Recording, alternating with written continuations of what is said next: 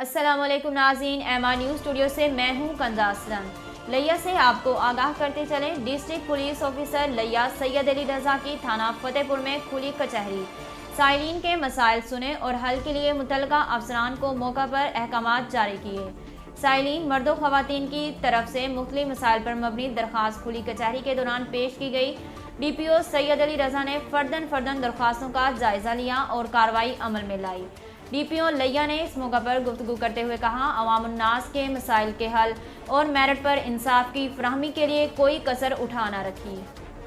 تھانے کی سطح پر اگر کسی شہری کو پولیس سے شکایت ہو یا فراہمی انصاف سے مطمئن نہ ہو تو میرے دفتر مجھ سے رجوع کریں۔ شہریوں کی شکایات کا ازالہ ہر صورت کیا جائے گا۔ D S P Karor, S H O Fatehpur اور دیگر پولیس افسران و اہلکاران کے علاوہ کھلی کچہری میں سیاسیوں، سماجی شخصیات، تاجر برادری اور سائلین نے شرکت کی۔ کورنگی 5 نمبر طیبہ مسجد کے قریب فائرنگ، 2 افراد ہلاک ہونے والے افراد کو چھیپا ایمبولینس کے ذریعے جناح ہسپتال منتقل کیا گیا۔ ہلاک ہونے والے افراد کی شناخت تاحال نہ ہو سکی۔ لیا تحصیل کے کامیاب ہونے والے ریونیو سٹاف افسران کی لسٹ اسسٹنٹ کمشنر لیا شیزہ رحمان نے جاری کر دی۔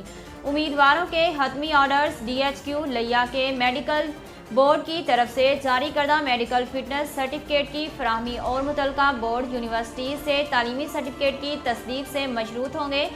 آرڈر لیٹرز آفس کی طرف سے تمام افراد کو الگ سے جاری کیے جائیں گے۔ جنگ ڈپٹی کمشنر شاہد عباس جویا کی ہدایت پر اسسٹنٹ کمشنر احمد پور سیال نیاز احمد مغل سرکاری اور پرائیویٹ سکولوں میں کورونا ویکسینیشن کا ریکارڈ چیک کر رہے ہیں۔ پیٹرولیم مصنوعات کی قیمتوں پر عائد سیلز ٹیکس کی شرح میں رد و بدل کا نوٹیفکیشن جاری۔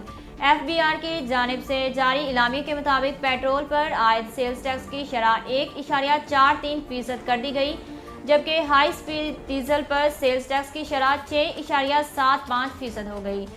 اس کے علاوہ مٹی کے تیل پر عائد سیلز ٹیکس کی شرح 6.7% اور لائٹ ڈیزل پر 0.20% ہو گئی۔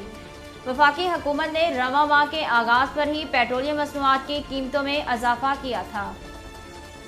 ناظرین، اب تک کے لیے اتنا ہی۔ مزید خبروں اور تفصیلات کے لیے ہمارے یوٹیوب چینل کو سبسکرائب کیجیے اور ہمارے فیس بک پیج کو فالو کیجیے۔ اپنی میزبان کنزا اسلم کو دیجیے اجازت۔ اللہ حافظ۔